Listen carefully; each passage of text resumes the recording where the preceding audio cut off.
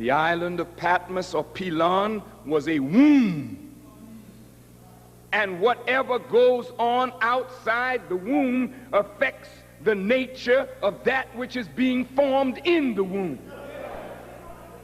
If lying and murder of the darker, saving the lighter, marrying the lighter on to the lighter, murdering the darker, saving the lighter, and this went on for 600 years until a pale people was produced. Listen, human beings, but a different kind of human being. Let us make man in our image and after our likeness, and let us give them power and dominion. That's how the white man got power. It was given to him divinely, but a certain limit and term was set on the white man's rule. You can take it or leave it, but I believe you're going to take it today.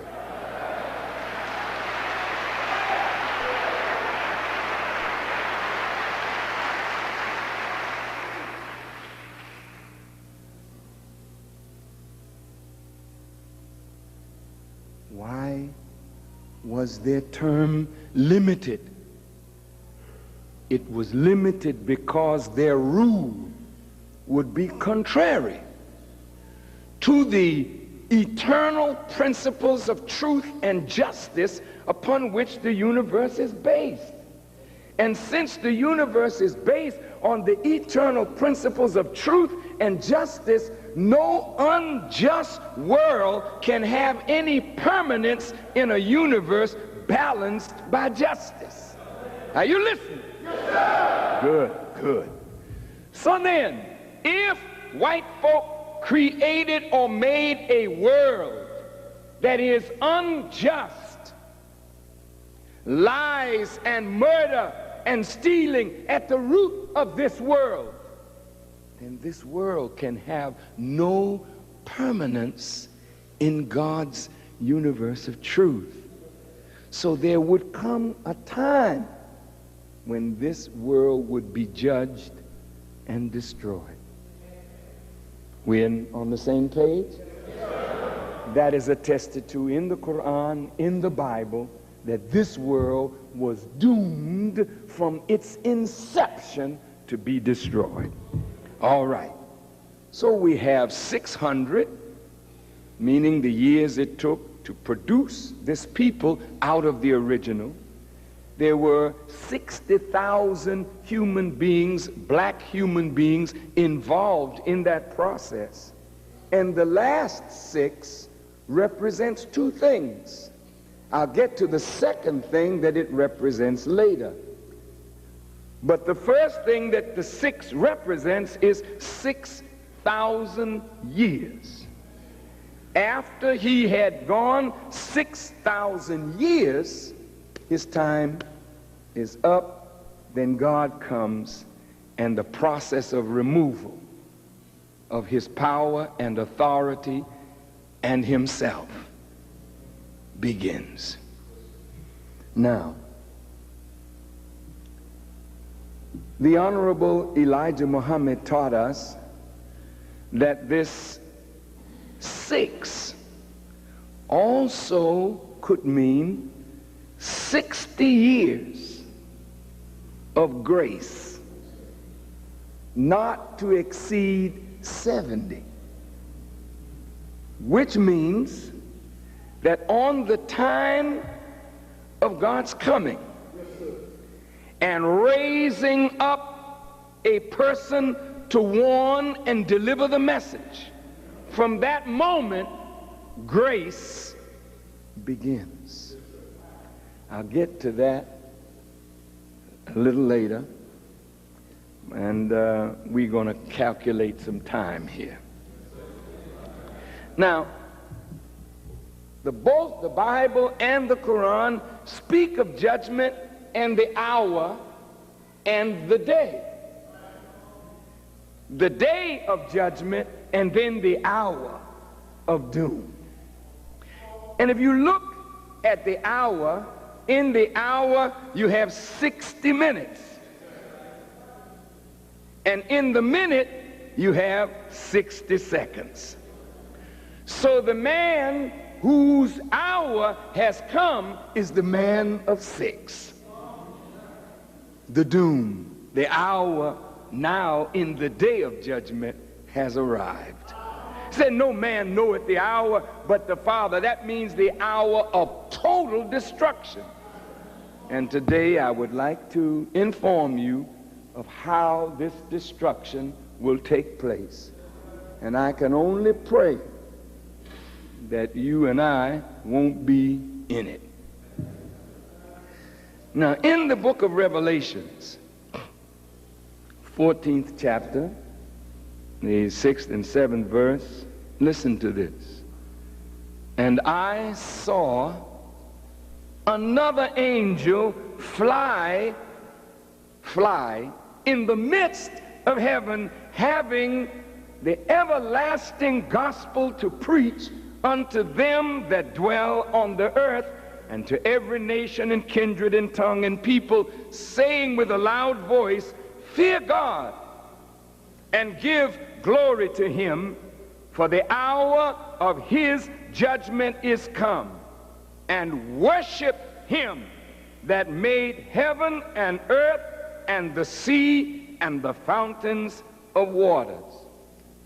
I want to stop here with you a moment, and I hope that all of you are ready to think today.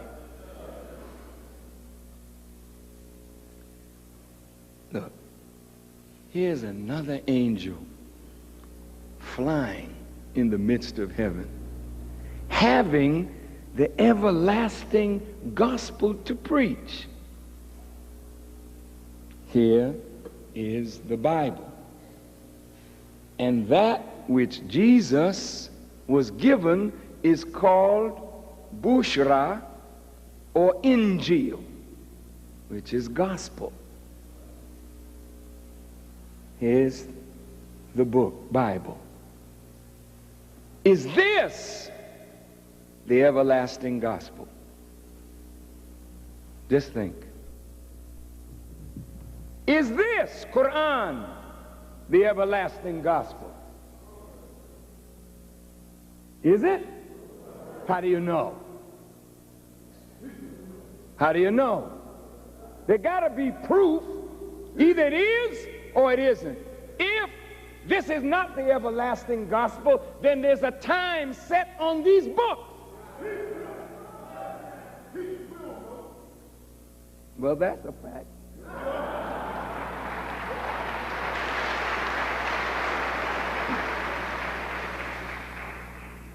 But we have to know. Yes, sir. Look, brothers and sisters, neither of these books is the everlasting gospel. Yes, sir. And I'd like to take a moment to prove it. It won't take but a moment. Yes, in the Bible, this gospel is to be preached, right? Yes, to every nation, kindred, and tongue. But then this book says, I saw the Lamb, John talking, and 144,000 on another shore singing a new song, right?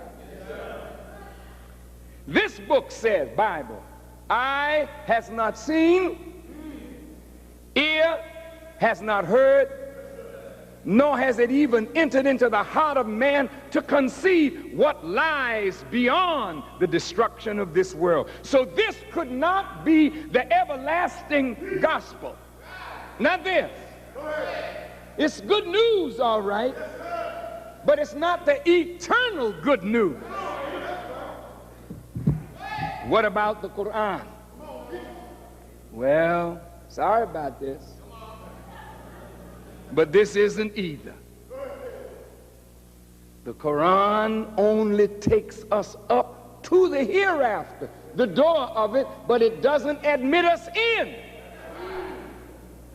And this book says, eye has not seen, ear has not heard, nor has it even entered into the heart of man to perceive or conceive what lies beyond the judgment of this world. This book takes you right up through the judgment. This book takes you right up through the judgment, but the guidance of the hereafter, where there is no term limit set, that is eternal on the other side, then there must be an everlasting gospel that will be preached on the other side of the destruction of this world. So a new book is coming. I want you to hear me.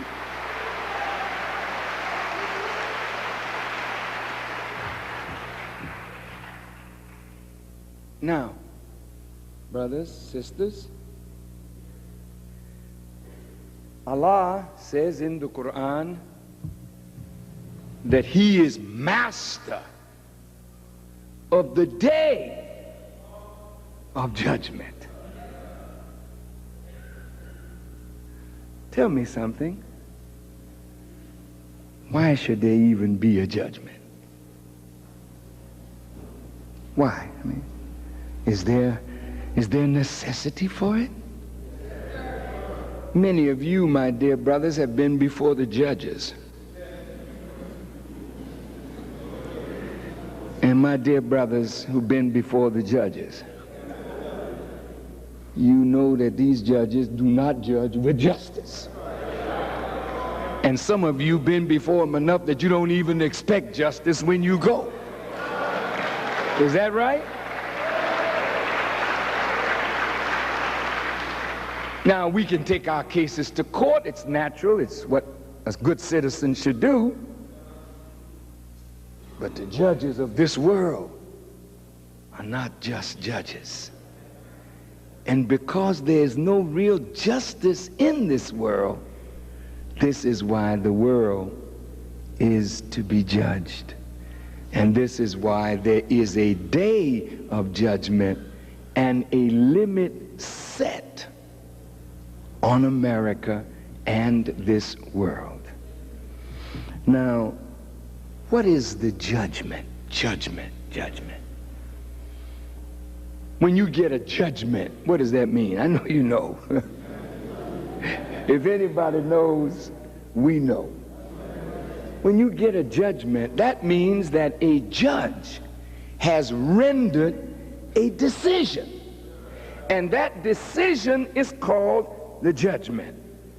The judgment is the ability to judge, to make a decision or form an opinion objectively, authoritatively, and wisely, especially in matters affecting action, good sense, discretion. Misfortune, regarded as afflicted by divine sentence, is also a judgment. Also, the last judgment, the final trial of all mankind, both the living and the dead, at the end of the world. So when we talk about judgment, we're talking about one, God's forming a decision. And God's decision comes down against America and against this world. Well, usually there's a clerk of the court, somebody that has to read the decision. Yes, sir. Now, the judge, you know where it came from, but your eyes are fastened on the clerk. Well, what is it? Yes,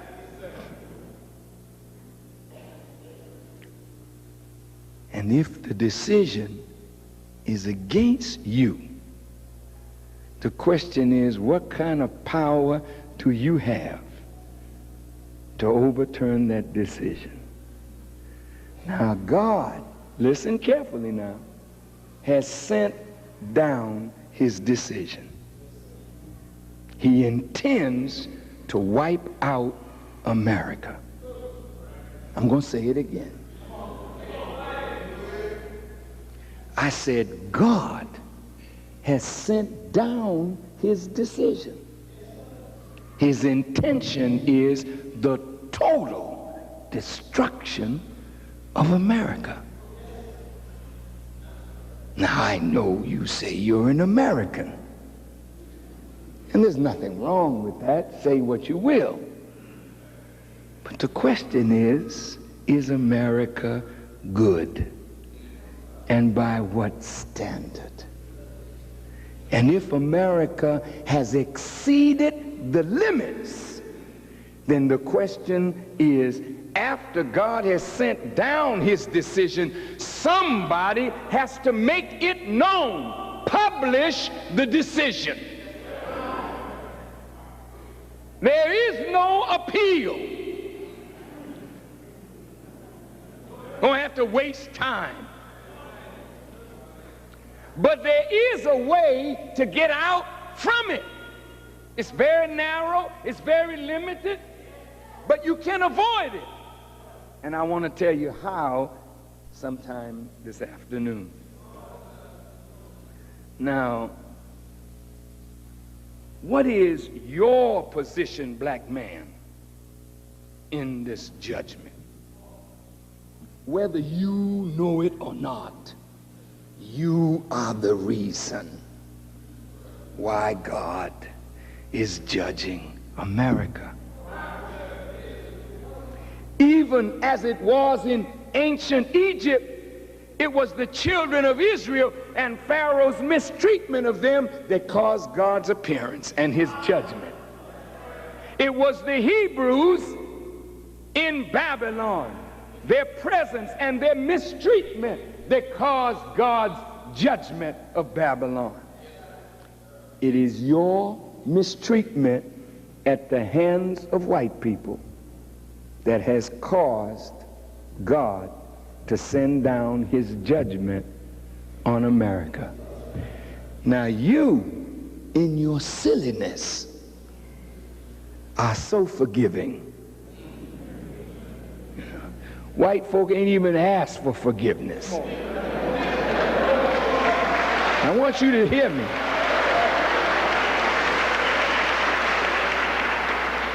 White folk haven't even acknowledged that they did you wrong. They have not repented for what they did to your fathers and what they're doing to you and what they plan against your future.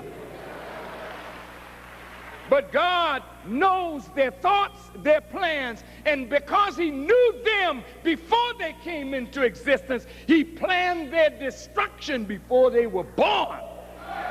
I want you to hear me.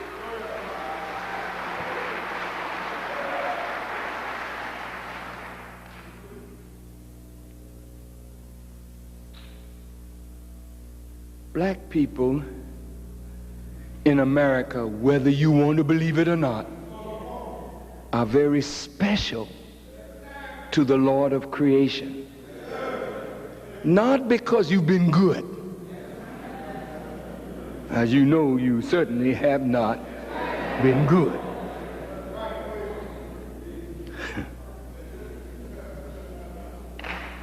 But God has chosen people in the past who were not good. But he had a purpose for them, and therefore he chose them to be his people. For his purpose, you have been chosen to be God's people, to do a very special work for God. But you are all wrapped up in the people he came to destroy. You want to integrate with your enemy. You want to marry your enemy. You are in love with your enemy. So if God sends down his judgment on the enemy that you are in love with, you say, no, God, I ain't going with you if I can't bring white folk with me. Yes, this is you. Some of you say, to hell with you, God. I know there's some good white people. And you start making yourself busy trying to find somebody good that you can tell God, see, you're wrong, God. You remind me of Abraham. When the angels came to Abraham and told Abraham that they were going to destroy Sodom and Gomorrah. And Abraham said, would you destroy the righteous with the wicked? He said, well, go see if you can find 50. If you find 50, I'll spare the city. He couldn't find 50. He said, go back, see if you can find 40. See if you can find 30.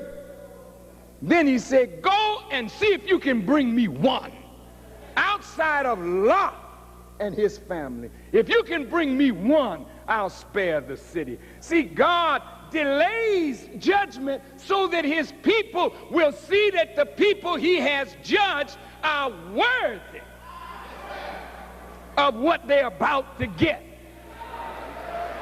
Do you hear me? Now, it's not an accident that in today's times your churches are being burned down. You want to call Farrakhan Antichrist. But I'm not burning churches. I respect the church as a house of God. But somebody is burning your churches. That ain't all they're going to burn. God is going to make you cry out for the destruction of your enemy, because he's going to send that enemy to destroy you because of your unwillingness to come out of her. Listen.